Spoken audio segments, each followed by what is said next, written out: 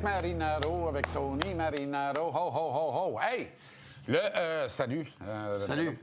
Le Canadien est en série. Ça va être excitant. Je vois que tu affiches tes couleurs, celle du Lightning. Ça me déroute un peu, mais bon, on a le temps de se remettre.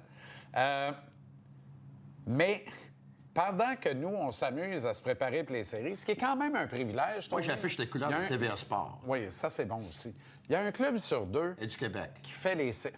Au Québec, c'est... Ouais. Il y a un club sur deux qui fait des séries dans la Ligue nationale. Et dans l'autre qui les fait pas, on trouve les Leafs de Toronto.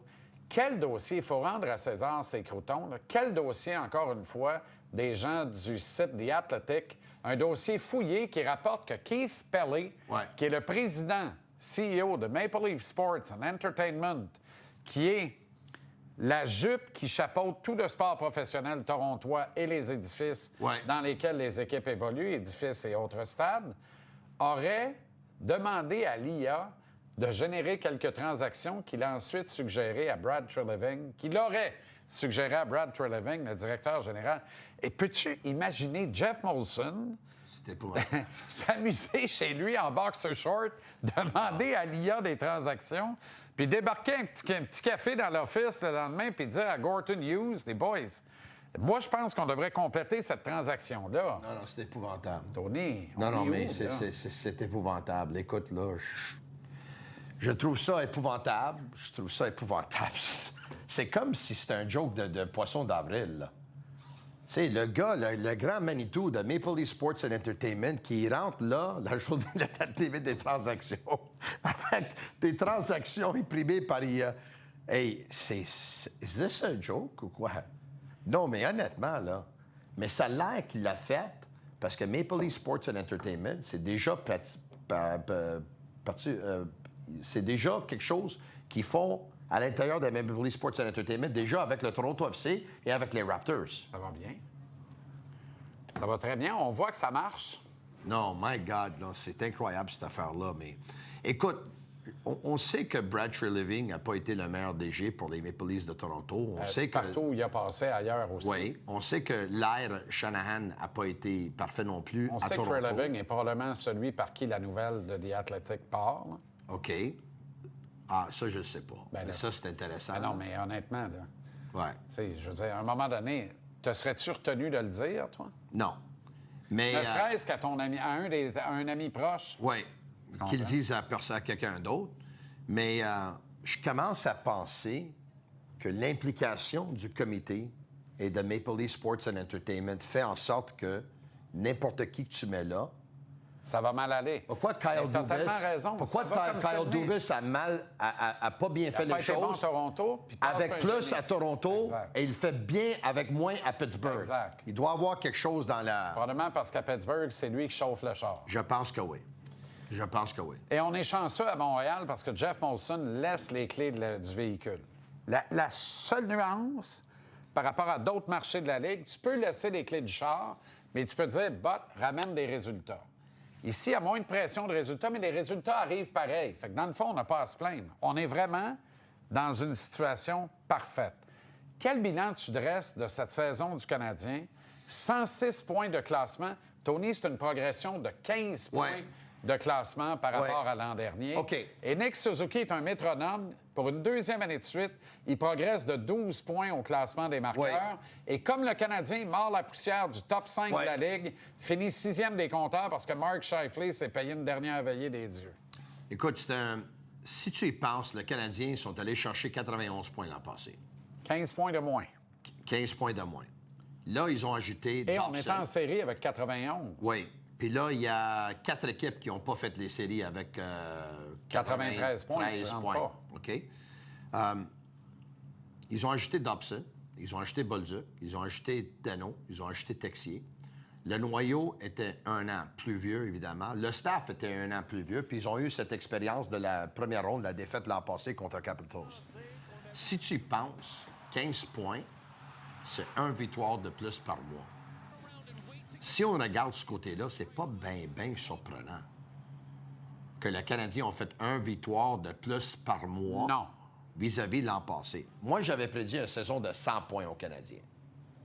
Les Canadiens ont fini avec 106. Donc, 3 victoires de plus que je pensais. doit tous les 2 mois, 1 victoire de plus. C'est une excellente saison des Canadiens. Combien d'équipes vas-tu voir qu'ils se sont améliorés de 15 points au classement vis-à-vis de l'année dernière et que les premiers 5 ou 6 joueurs, ils ont tous réussi des sommets personnels? Ceci explique cela. Ouais, c'est... Il n'y a pas de secret dans Si tes meilleurs joueurs sont tes meilleurs joueurs, Ben oui. tu vas gagner en saison régulière. Exact. Même en série éliminatoire, si tes meilleurs sont les meilleurs, Oui. tu vas gagner. Exact. Et si le trio de Suzuki, Caulfield et Slav est meilleur que celui de Cooch chez le Lightning de Tampa Bay, Oui. on améliore substantiellement nos chances de réussite. Là. Sauf que dans les séries, tu as besoin de 4 trios, puis un bon gardien, puis Exact. et un jeu discipliné pour gagner des matchs. La saison régulière est tellement longue, tu joues contre toutes les équipes, que des fois, un trio, des fois, un joueur peut t'amener à la victoire. Est-ce que les 10 derniers jours de la saison, tu les enlèves de l'équation? On ne peut pas les enlever de l'équation, mais est-ce qu'ils t'affectent? 3 victoires, 3 défaites dans les 6 derniers matchs. Les 2 derniers départs de Dobeš sont 2 défaites dans lesquelles il a donné un total de 9 buts et il n'a pas nécessairement été étincelant, loin de là. On a revu le Dobeš qui a connu des difficultés en octobre et en novembre. Hier, on a revu la défensive permissive qu'on n'aimait pas en octobre et en novembre quand on critiquait le fameux système. Est-ce que les 6 derniers matchs sont de nature à t'inquiéter avant d'affronter le puissant Lightning? Je vais pouvoir te dire ça après le premier match de la série contre le Lightning. va pouvoir le dire après le premier match de la série. Par contre, je vais te dire que je vais donner le bénéfice du doute aux Canadiens, qu'en voyant que dès le moment que les séries étaient assurées, le Canadien, cette motivation-là, évidemment, a baissé. On sait qu'il y avait plusieurs joueurs qui jouaient pour avoir des sommets personnels et on sait que leurs coéquipiers puis l'équipe jouaient pour que ces joueurs-là pouvaient atteindre ces objectifs-là. Hier soir, l'équipe a joué pour ne pas se blesser. L'équipe a joué pour ne pas se blesser hier. Ouais. C'est un des choses, je pense. Ouais. Donc, Mais est-ce que je là, suis prêt à fermer les yeux sur 77 matchs pour dire que le Canadien, les derniers 5 matchs, ça m'inquiète? Non. Hier, les problèmes ont été vraiment en défensive et devant le filet. Puis défensivement, j'inclus la bourde monumentale de Juraj Slafkovský. On lui pardonne. Là. Ça fait longtemps qu'il n'avait pas fait une bulle au cerveau comme ça, mais ça a coûté le 4e but puis ça a mis le match hors de portée pour le Canadien à ce moment-là dans la rencontre. Mais quand même, les 3 premiers trios potentiels du match numéro 1 contre Tampa étaient sur la glace hier. C'était pas le cas de Philadelphie. Je comprends qu'en défense, en reposant Matheson, c'est l'équivalent de dire on joue sans notre 2, notre 3 puis notre 5, la brigade défensive. C'est sûr que tu vas ouvrir la porte à l'adversaire, mais tu as le gros bonhomme qui est supposé de la fermer en arrière. Hier, là, le temps de jeu que Martin Saint-Louis a distribué, notamment à son premier trio, c'est un temps de jeu énorme. Quand tu dis qu'un club joue pour pas se faire mal, comment se fait que ces 3 gars-là étaient sur la glace aussi souvent? Moi, Slafkovský, les 22 minutes, je l'ai pas compris. Là. Honnêtement, je l'ai pas compris. Je pense que le premier trio a beaucoup joué. Tu as raison. Ce que j'ai aimé, par exemple, c'est que Xhekaj, finalement, il a joué presque 20 minutes, lui, à la défense, au moins. Il est le parce premier que surpris. il a besoin de jouer. Là. Le Canadien peut-être ferait appel à ses services. Ils ont besoin de lui. Bien là, Matheson va revenir. Ouais. Moi, je continue de penser que Carrier va être là. On joue à cache-cache, là, mais Carrier, on parlait de 2 semaines au départ. Les 2 semaines sont épurées. Ça fait une semaine qu'il patine, puis il patine élégamment en solitaire. Puis il y avait une blessure au bas du corps. Il a fait des présences, il a simulé des présences avec le coach de spécialité du Canadien. Vraiment des présences en puissance. Oui. De 30 J'espère qu'il va venir secondes. parce que... Je pense que Carrier va jouer. C'est des séries éliminatoires, Tony. Quand il n'est pas là, on réalise que Carrier faisait la job. Bien, c'est parce que, exactement comme quand il est arrivé l'an dernier, c'est pas parce que Carrier est un top 4 de la Ligue nationale dans n'importe quel club, c'est pas vrai. On fera pas croire ça au monde. Même dans la brigade actuelle du Canadien, il fait pas le top 4, il fait pas la coupure, il est 5e. Sauf que c'est tellement le mortier autour de toutes les pierres des champs, c'est lui qui permet de tenir le mur en place.